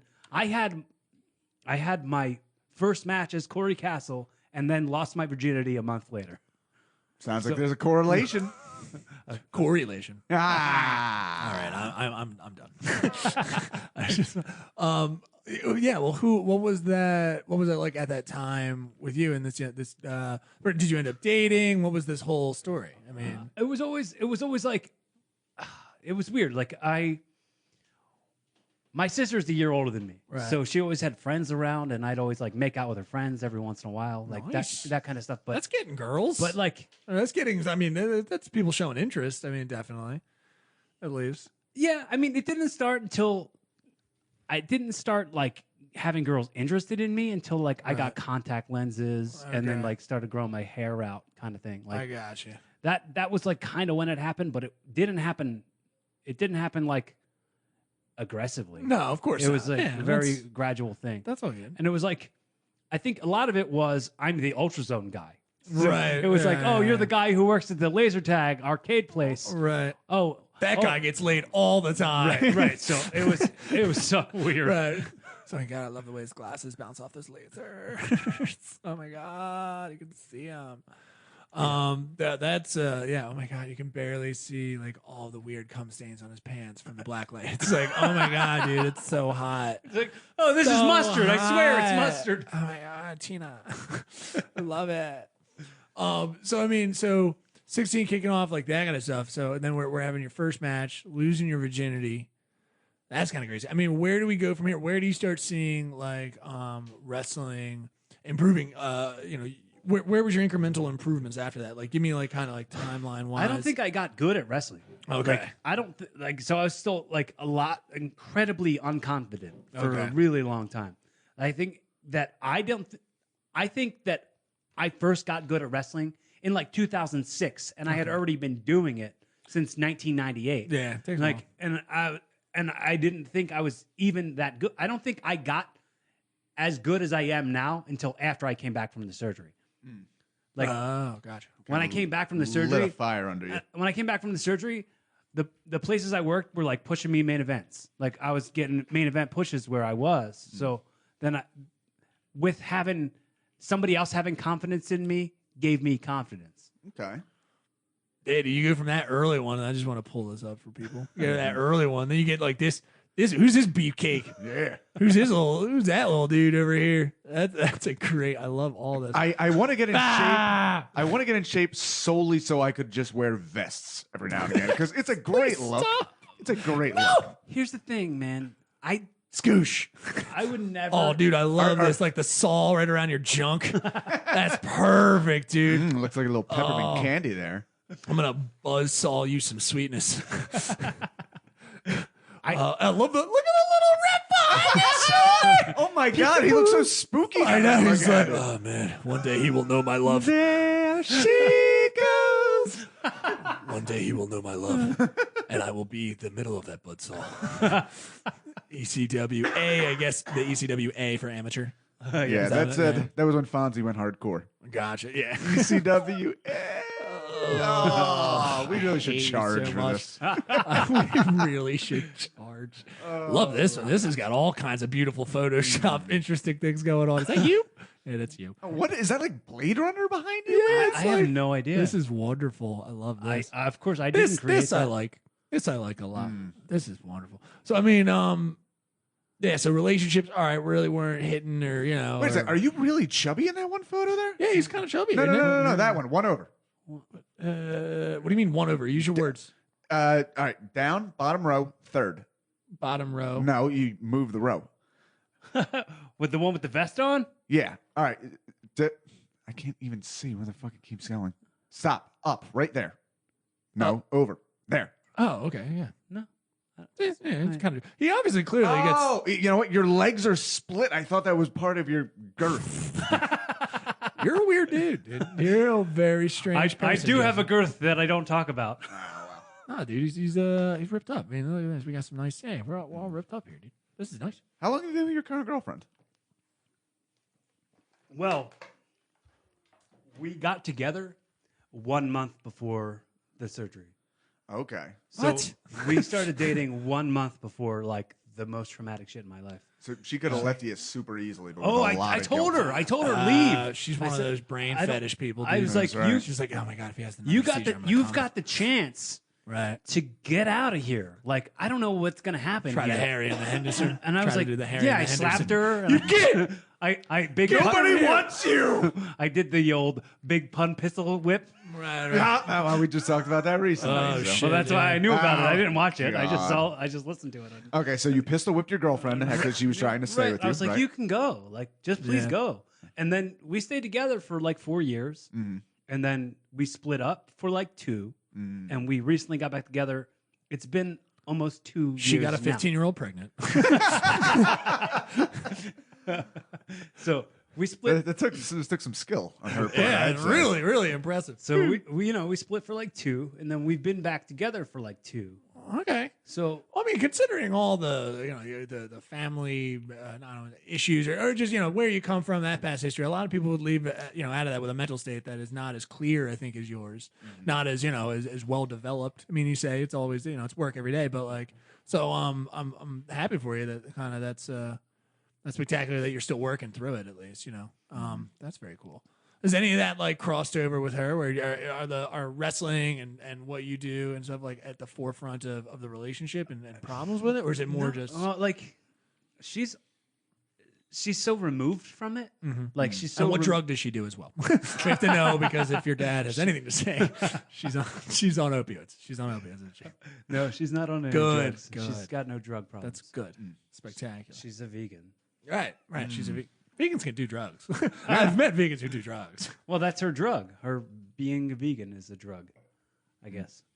No, I have nothing that I could say like that's her problem. Like she doesn't have anything that, except for a lack of confidence. Right, That, sure. that people all have. We all have lacks of confidence. I don't struggle with that. So very privileged to say like I can't complain. That's There's great.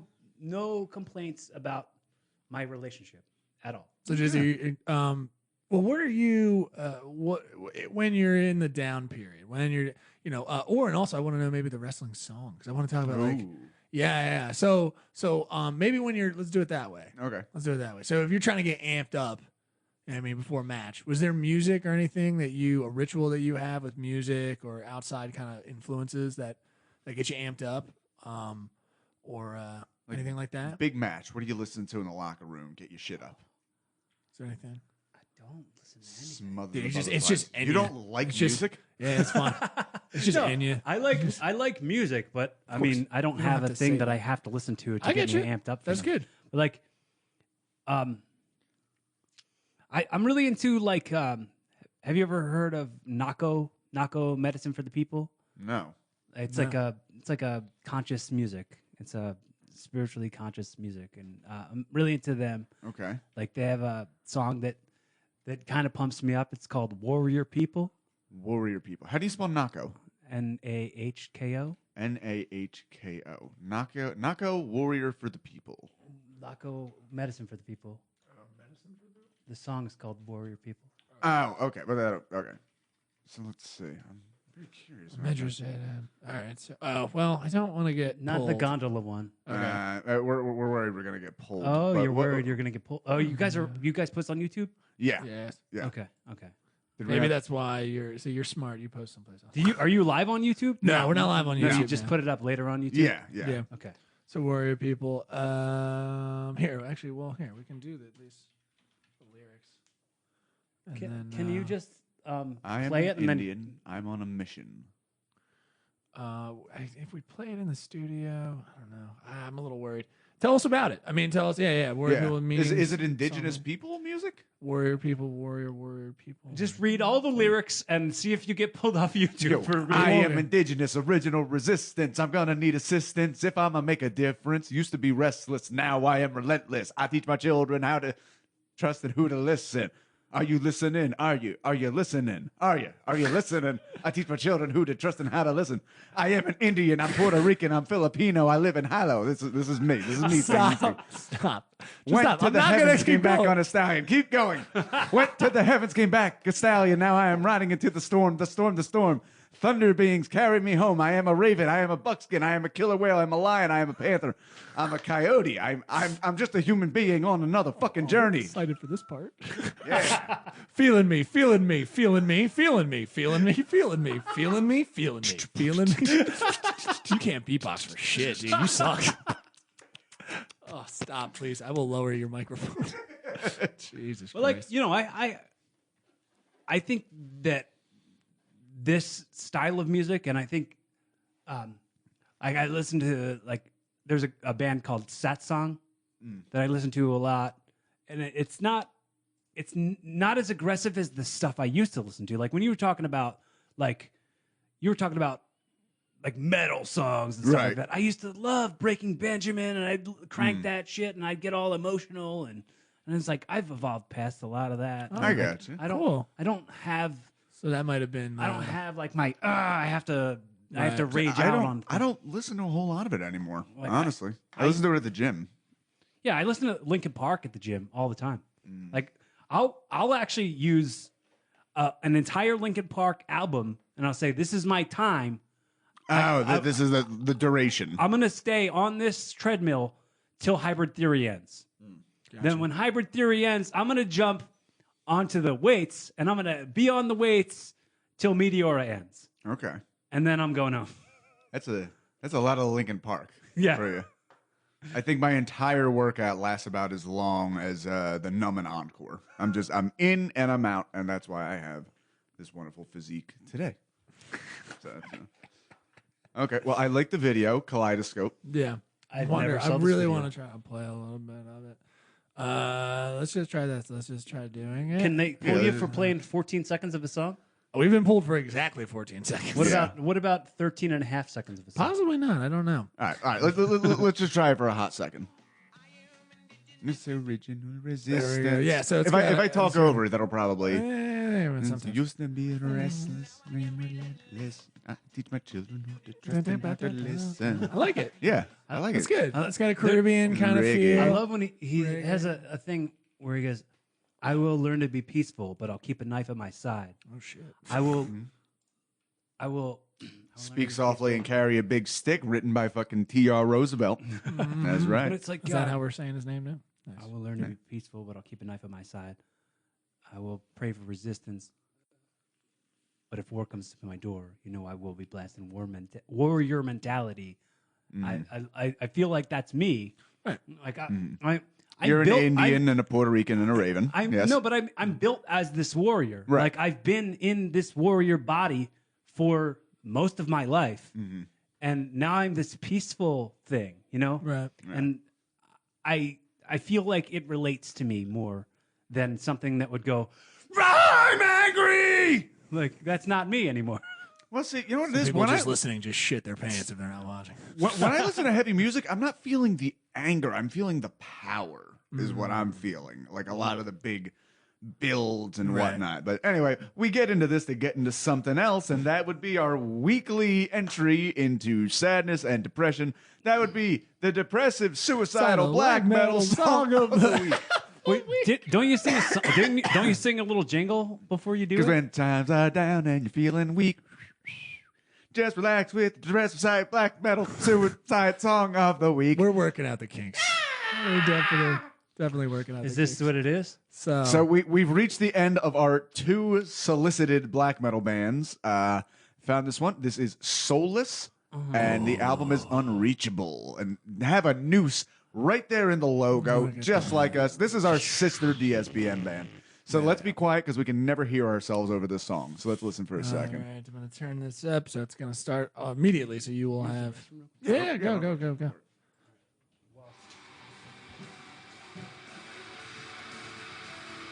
And could be any other song that we've ever listened to. There's synth underneath. It's different. The synth is nice. Yeah. It doesn't sound... Actually, this is a little different. It doesn't sound like it's in a basement. No, the production's actually pretty decent. This isn't lo-fi.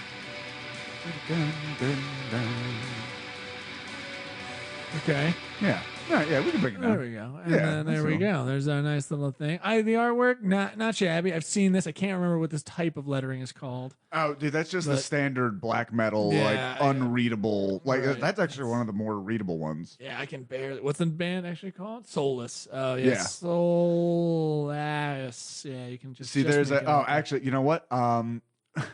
If you want to look it up real quick, this could be a fun little visual. The undecipherable black metal logo. If you look that up, Oh, those are my favorite. I've seen a yeah. bunch of those. Oh, well, no, but just put it into Google. It wouldn't be in YouTube. Oh, yeah. Why am Yeah, just put undecipherable, CIDECIPH.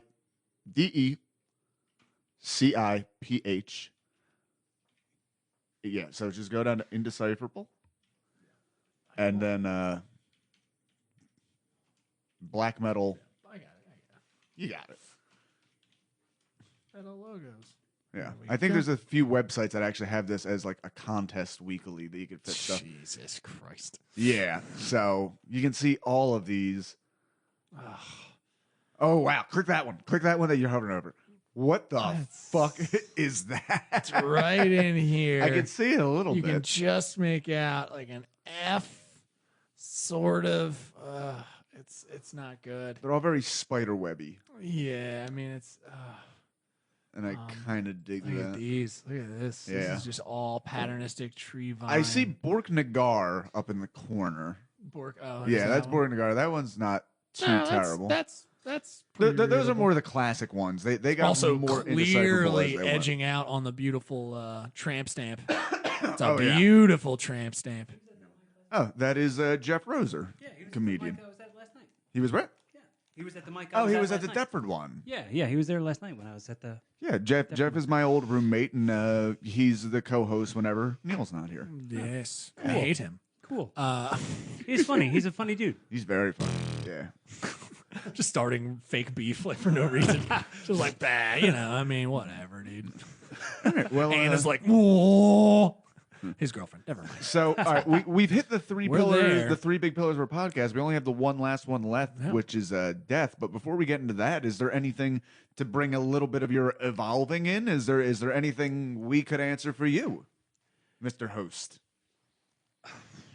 Dude, man, I listened to a lot of that like stuff you were talking about with your stepdad, Oh, yeah. and that I mean, I don't really, I don't know, man.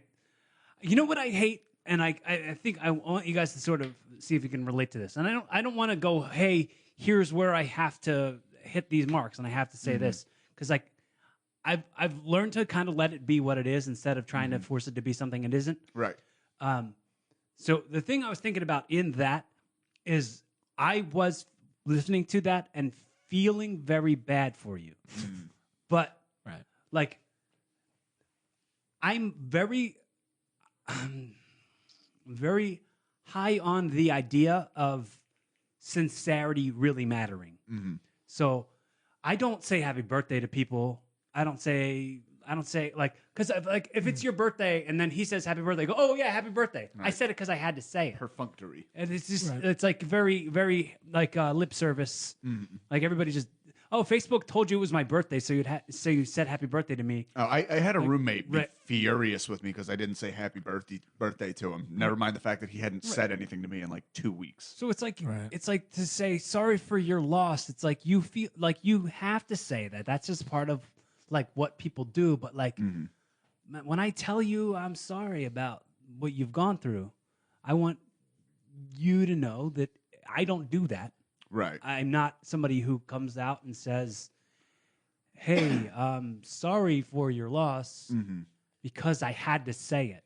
Because you publicly went ahead and said that this happened to you. None of that. We talked about the whole fucking process. There were a few episodes there where it was all like, oh, my stepdad's in a coma. Oh, my stepdad's never coming out of a coma. Ah, he's dead. And it was fucking... Right. And this Yeah. is a time capsule, dude. Yeah. Like this is a moment that you can listen to. You can listen to this where you've evolved through this 15, 20 years from now. Like whoever comes in and out of your life will can go, hey, I wonder what I wonder what Jesse's been this whole what he's been like. Episodes 48 to 50. Check it out. No, I have had that thought, honestly, just because, again, talking about death, I do worry about legacy to a certain degree. How old are you, Jesse? I am 32. Okay. But, well, I'll give you a good example. When my father died, I only realized after he died, and he died 10 years ago, before my stepdad, I don't have, like, any photos with him past the age of, like, 10. And we don't know where they are. And that fucking bothers me a lot. And I have like no video and no audio of him. Mm-hmm. And one of the plus sides of something like this that I think of, because I'm a fucking morbid person, is like, should the absolute worst happen, it would be very easy for my loved ones to be able to drop in on something like this and just hear it and like, there he fucking is, you know? Yeah. Up and around. I'm saying more people should have interviewed my dad. Right. That's one of the reasons. Like, I thought it was very important for me to have my mother on my podcast. Mm-hmm. I have a lot of times where I go like, there's people I really want to have on my podcast. Mm-hmm. Like, I'm supposed to go to Houston in March of 2020, and I had a conversation with my father on his birthday, and I was like, "Hey, I'm coming to Houston in March, and we're going to do an episode of my podcast." And he was like, I don't know if I want to. And I was like, well, either we'll do it or we'll not do it. It's fine. Mm-hmm. But I wanted to start this podcast because there's a whole ton of reasons, but one of the big reasons was my mother had voicemails saved from her mother, saved to this CD. And a couple other friends who she had lost, she had the CD with all their voicemails, their messages. People talk about saving the voicemails of people who pass. And then she said, you know how when somebody dies and you forget what their voice sounds like? Yes. And I said, man, I don't want that. I don't want that. I'm going to come here and I'm going to give you the exact raw of who I am. And I'll be able to reflect on this maybe when I'm not able to do this anymore. Or maybe I can have a conversation with somebody who's passed. And I've yet to have a guest on my podcast who isn't with us anymore, at least I think. But that's some of the driving forces behind me wanting to have certain guests on my podcast. I go, this is so I can say a thing to you on the record that will outlive us. So if I say to you on the record, and I really mean this, allow me to be a resource for you. If you have something going on that you feel like you would be judged if you talked about it with somebody else, know that I will not judge you. I will accept you for everything you are. I am not going to ever say that I tolerate anybody, because I think tolerance is not acceptance. Acceptance is freedom. So I'd rather tell you, I accept you for what you are. I don't know everything about you, but I'm glad that this is the beginning of it. So if you want to continue to have a support system, and that support system involves me, this goes for you too, Neil. Sure, yeah. I know this speech because I think you copied it from Glory, but it's fine, dude. I know this speech. It's fine, dude. I appreciate it.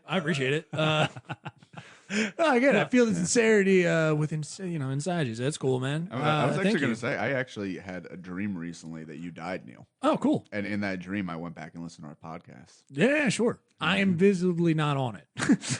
Well, not now. I know. No, I got you. I understand. I think there is. I'm gonna start actually probably getting out there and providing services to people who want to do podcasts, like interview style with their family. I remember you mentioned that before, and I didn't want to bring it up in case you were recording. I love that fucking idea.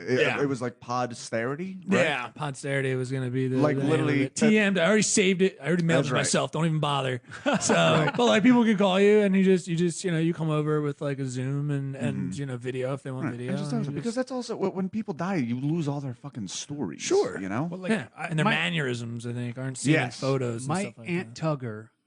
One of my You have an Aunt Tugger? Yeah. Fuck. She's one of my favorite. How did we not start there? She's one of my favorite people in the entire world. And she's in her mid-60s now. And she's already talking about it being the end of her life. And it's really bugging me. Right. And my uncle's like that. And she's got some health problems.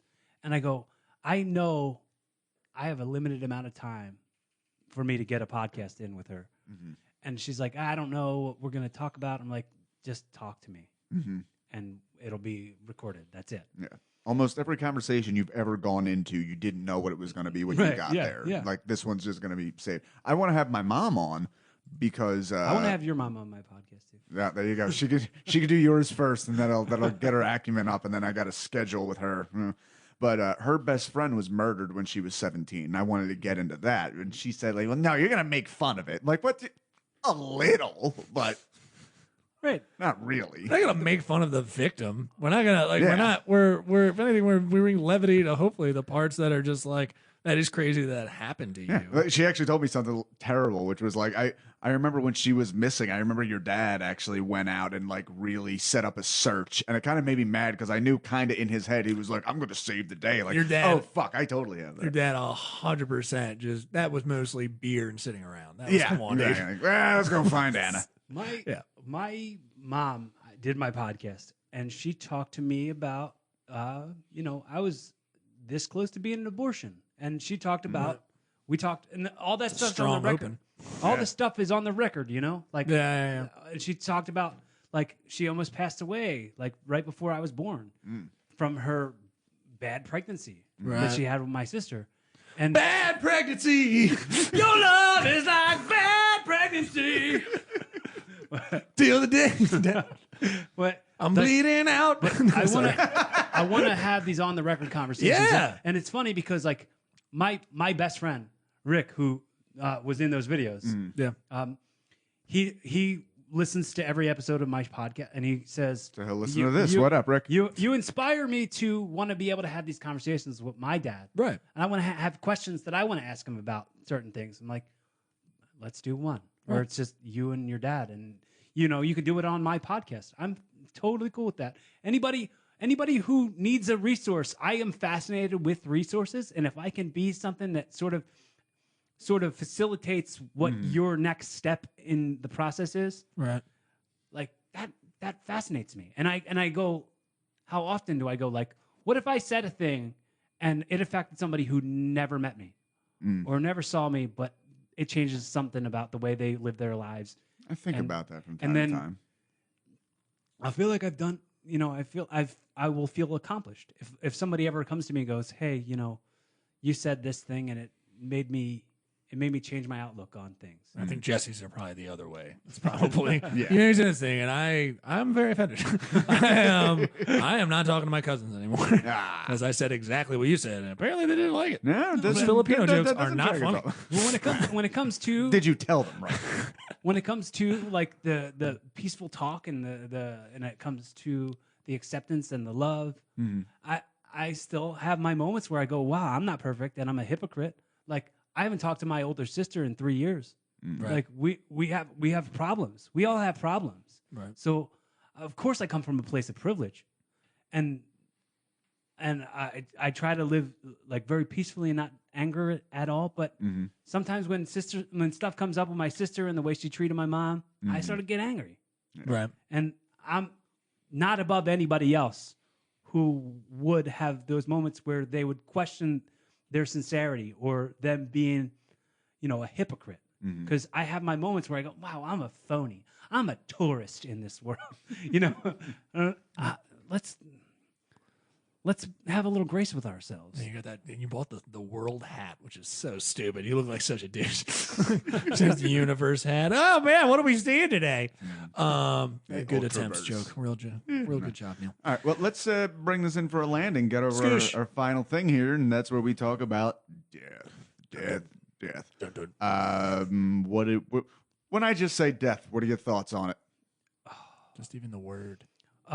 Well, I have a thing on my podcast as well. When I say like, what do you think happens? Like, what do you like? Because you have a relationship with loss, and what do you think about as far as like where do you think your friends are that you've lost? Where do you think your mom is? Or, I mean, if Well, my mom's in Belmar, which is as good as dead. So I think I have a theory that Belmar has no internet.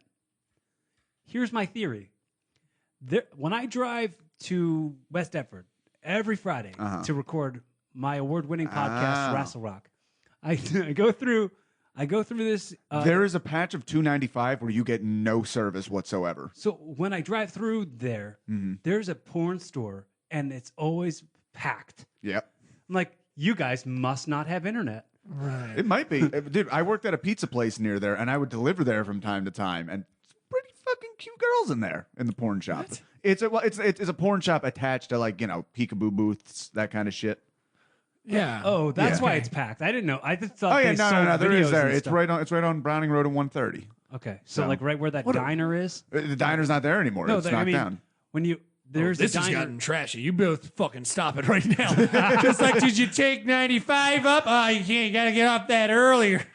The fucking hit 3 lights before you know you can't get to the porn shop on time. So I guess I Stop guess it. I guess I gotta Promoting a no windows porn shop. Carnival Review, I believe You're it's called. such. They don't pay us. Stop fucking. This episode sponsored Or by you're calling them. You're calling them and asking for ad money, dude. Yeah. Jesus. Call 'em, maybe we could get a girl in here. She could tell us something. Yeah. So there's a I was attaching the theory of the entire town doesn't have the internet because they all go to the porn store, Right. not knowing that they had like live shows in You there. have to dig They out to the do. archives. Yeah, they do. They More have live boobies from shows. 1992. Yeah, and those girls are hungry, and that's what I would bring Those them. girls are hungry. You're a monster. I know.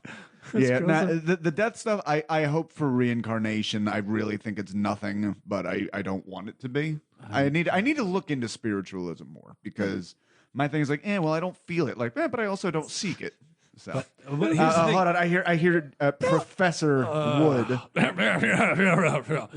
I just love the idea of just like, I'm pretty sure it's not, but I need to also start lying to myself. Yes. Like in terms of spirituality. Pascal's wager, man. If I feel Why is better, why can't your spirituality be based in the biological world? Why can't you accept that death is what death is, but yet you can have your veracity for life live and let that live on? Because it's more than just death. There are people who live very short, brutal, painful experiences, and it destroys my worldview to think that's the only opportunity they're ever going to get at life. I know it doesn't destroy a world. We would say, in a biological world, suffering is. I mean, there's the theory being against possible creators, like you see in the Bible, is the theory of like, if you have a world of ultimate suffering, right? Mm-hmm. Like you're born into suffering, it's only suffering, everyone's having suffering, and there's a God of that world.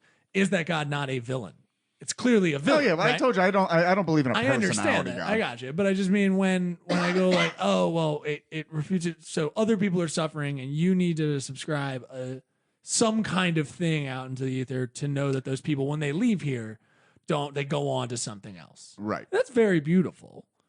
But the inconsequentiality of, I'm surprised you don't flip it and go, it's wonderful that those people who are suffering don't have to suffer anymore. But you want it to go, that you perceive consciousness I consider as a positive. Consciousness good, nothing bad. Bad. Yeah, which is interesting. Well, it's interesting. It's also obviously the basis for every religion who's ever put anything together because we only know consciousness and we can't rattle our brains with it. Right? We can't, you have to come to understanding with like meditation and at the end of that, you really just come to understand yourself the best you can in the world around you. But we don't know what it is. But it's always more consciousness. We always think, Right. well, more consciousness is better. Well, to me, I go Maybe like, there's an I in don't- between. I don't know about. Right, sure. Yeah, I get you. I mean, it's a beautiful place. I'm waiting for a new thing on the marketplace. Oh, those are dangerous A new new things. product. Mormonism was real new at one point. Here's the thing with waiting. Right. You're always going to be waiting. Right. You'll never not be waiting. Well, until you- I'm dead, and then I won't be anything. Right. So you'll always be wondering. It's great mystery. It's that spirituality is mystery. And I like Like, mysteries, and but when I'd I- like to know how the fuck it ends at a certain point. When I get into spirituality, this is why I say, like, I'm not immune to being a hypocrite. Mm-hmm. I'm not immune to feeling like a tourist or like a phony. Like, because I feel the same way. Like, I sit in ceremonies, like spiritual ceremonies, where we're talking to spirit. We're in relationship with spirit. Right. And then I go, well, I sometimes feel like it's dead over. Right. Like, my friend Aaron passed away 2 years ago, and I think about him all the time and about how he just doesn't exist anymore. And that bugs me all the time. Gotcha.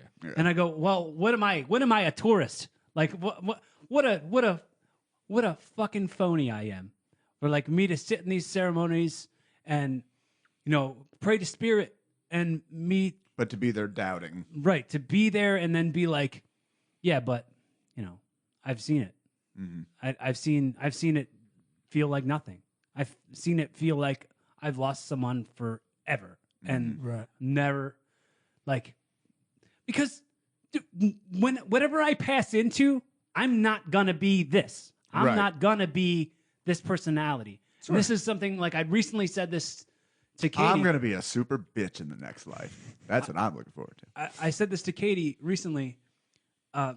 She was like, you are so patient with me, and I was like, you wonder why I'm so patient with you is because I see all the stuff that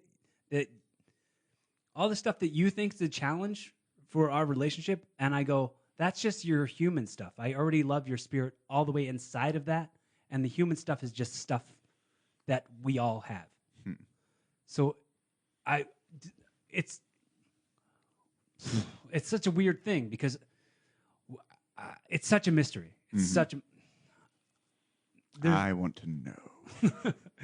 Any good mystery starts giving you clues about halfway through. Maybe I'm not halfway through yet. I get the idea of an existential ending and the existential crisis you have when an ending is final, but all things end. They all come to an ending. And also remember, it is meant to be that and we pass by these things and they're stupid. And yes, I can make a joke about this and them being stupid. But if you do things in the community, which is why I really need to say, if you do things in the community, you can be remembered forever. There's people on park benches. It's just like, hey, put your ass on me, dude. This is a memory of me letting you put your ass on me. Because to take a little breath, take a little break. Look at the sky. Look at a fucking tree. It's on me, dude. Don't worry about it. There's little things. There's little things you can do and help the community, and it's about the community in that aspect. Sorry, I'm preaching a thing that I wish I had time to actually do, but I do not, as we all know. So I need to get out. It'll all be fine in the end, and if it's not fine, it's not the end. Yeah. Oh, there you go, dude. That's a perfect fucking ending right there if I've ever heard one. Skoosh. Cory Kastle, thank you very much for coming on here. Thank you. Give us your social media, anything you got coming up. Where can we find you? Where can we see you? What can we do to you when we get there? So just follow me on all the social media platforms at Cory Kastle, CoryKastle. Check out Capital Wrestling. That's like my home place where I go and I do my performing. Oh, I believe Lemaire Lee is involved in that as well, is he not? Yes. There we go. Podcast alumni. Lemaire's my boy. He's been on my podcast too. Nice. That's spectacular. Yeah. Well, thank you so much, man. Is there anything else to promote? Anything else you need to promote? Check out Wrestle Rock every Friday night. Check it out on iTunes and all the places where you get podcasts. That's my wrestling podcast that I do with my best friends in the world. Nice. And man, we're all just dorks. Yeah. We're dreamers selling dreams to dreamers, man. That's all we ever are. And if you're listening to this on the Magical Misery Tour stream, you can again find his podcast, Evolving with Cory Kastle, anywhere podcasts are sold. Yeah. Evolving. Sold. With is not the word with. It's just W/. For future. Gotcha. Evolving Cory Kastle. Evolving W/Cory Kastle. I think it would still come up if you type with. But all right, cool. Neil, what's up? Come out to if you're listening to this, Hatboro. Hey, hopefully we had fun with you. I'll be there tonight. Jesse's gonna come on and do a little spotty spot as well. So hopefully have fun with you guys. And on September 19th, you can go check out the Pop-In in Chalfont, New Jersey. A great bar. Great, they're having us. We're doing the main room down there. So pack that out. They do go quick. Tickets for that are on Eventbrite, and also you can just go to nerdswithwordspodcast.com to get all the dates and details. I have been hovering on Cory this entire time for him to just be drinking water. I apologize, Cory. Had the camera on you, and it was not helpful for our viewing listeners. Other than that, that's a show I want people to check out, and that's got a great lineup. But those are monthly shows in Hatboro at the Laboratory and also in Chalfont at Pop-In. So different comics each month. So come on out, and tickets are cheap. Tickets are cheap. Tickets are cheap, people. Tickets are cheap, so you can put go that on online. a T-shirt. Yeah. Right. And check those out. But I am neilwood.com for anything else or just to learn more about me. All right. How about you, Just Bams? At Jesse Dram, Instagram, Twitter, Jesse Dram on Facebook, at Magic Misery Tour. Fuck yeah. Black Cat Tavern every first and third Wednesday, 12th in Oregon, Philadelphia. Come down and check it out. 6:45. This has been a great show, man. Thank you very much for coming through. Cory Kastle. Keep evolving. There you go.